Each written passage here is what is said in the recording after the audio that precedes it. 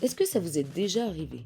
Vous regardez une vidéo de relooking de meubles, pleine d'entrain, prête à vous lancer, et la personne à l'écran sort une ponceuse dernier cri, un pistolet à peinture, une cabine de séchage, 15 pinceaux alignés par taille, et là, quelque chose se referme. Vous vous dites, ce n'est pas pour moi, je n'ai pas ce matériel et je n'ai pas ce budget.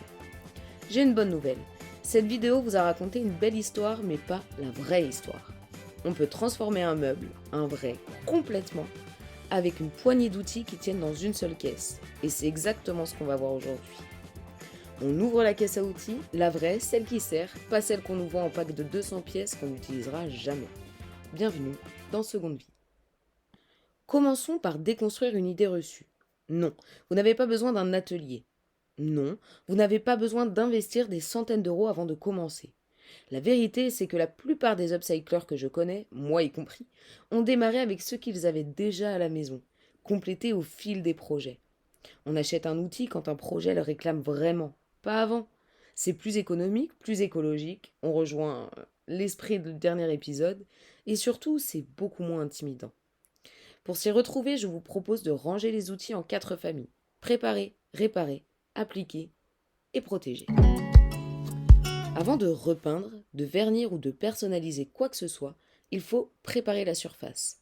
C'est l'étape la moins glamour et pourtant, c'est elle qui fait toute la différence entre un résultat qui a l'air fait maison et un résultat qui a l'air pro.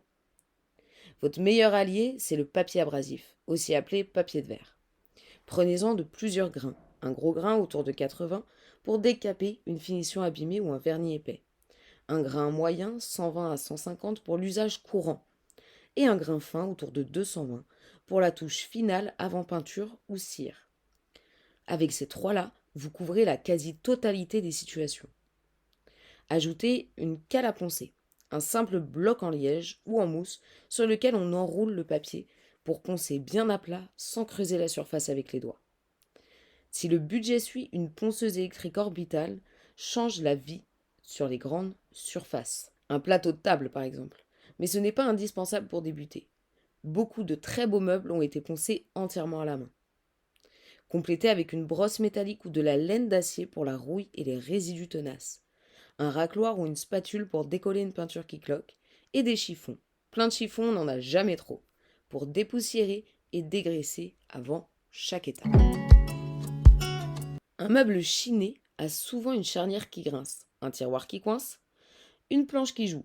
Rien de grave, à condition d'avoir sous la main quelques outils de base. Un tournevis, idéalement à embout interchangeable, plat et cruciforme, pour éviter d'en acheter 10 modèles. Un marteau, une pince, un mètre ruban. Ajoutez de la colle à bois et 2-3 serre-joints, à eux seuls, ils règlent la moitié des soucis de structure sur les meubles anciens. Ces petits jeux dans les assemblages qui, avec le temps, fragilisent un pied de chaise ou un dossier. Une pâte à bois ou un mastic pour combler les trous, les éclats, les anciens trous de vis. Et vous voilà armé pour presque tous les petits accidents de la vie d'un meuble. Pas besoin de multiplier les références ici. 2 ou 3 pinceaux suffisent pour commencer. Un plat assez large pour les surfaces. Un plus fin et rond pour les détails, les moulures, les recoins. Pour les grandes surfaces planes traitées régulièrement, un rouleau mousse accélère les choses et laisse moins de traces que le pinceau. Un conseil qui change tout, mieux vaut un ou deux pinceaux de bonne qualité qu'un lot de 10 pinceaux bas de gamme qui perdent leur poil dans la peinture. C'est vrai pour beaucoup d'outils d'ailleurs. Peu et fiable bat toujours beaucoup et frustrant.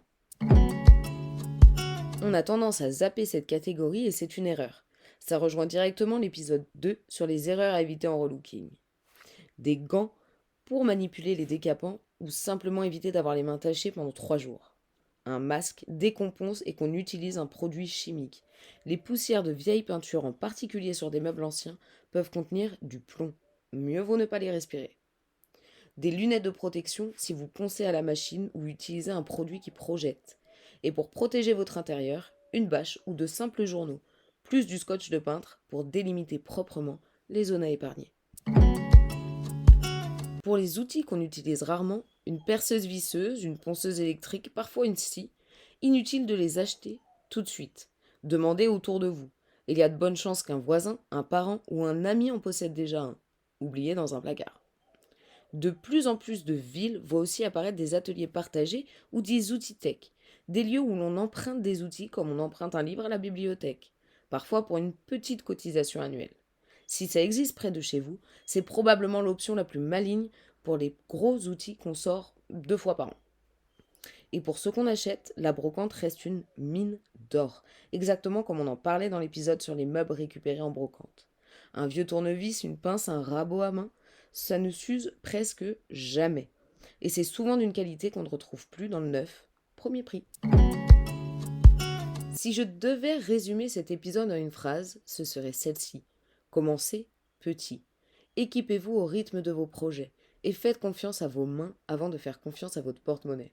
Mon tout premier meuble retapé, je l'ai fait avec du papier de verre, un pinceau et un fond de pot de peinture qui restait d'un autre projet. Le résultat n'était pas parfait, mais il m'a donné envie de recommencer. Et ça, au fond, c'est le seul outil qui compte vraiment. Voici la checklist express. Papier abrasif en 3 grains, cale à poncer, brosse métallique, chiffon, tournevis multi-embout, marteau, pince, mètre, colle à bois, pâte à bois, 2 pinceaux et un rouleau mousse, gants, masque, lunettes, bâche et scotch de peintre. Ça tient dans une seule caisse, je vous le promets. La caisse à outils est prête, reste une question et pas des moindres. Comment savoir devant une pile de meubles chez un brocanteur ou au fond d'un grenier lequel mérite vraiment qu'on lui consacre du temps? C'est le sujet du prochain épisode. Repérer un meuble qui vaut le coup. Si cet épisode vous a été utile, abonnez-vous et partagez-le avec la personne qui a justement un vieux meuble qui l'intimide. On se retrouve très vite dans Seconde Vie.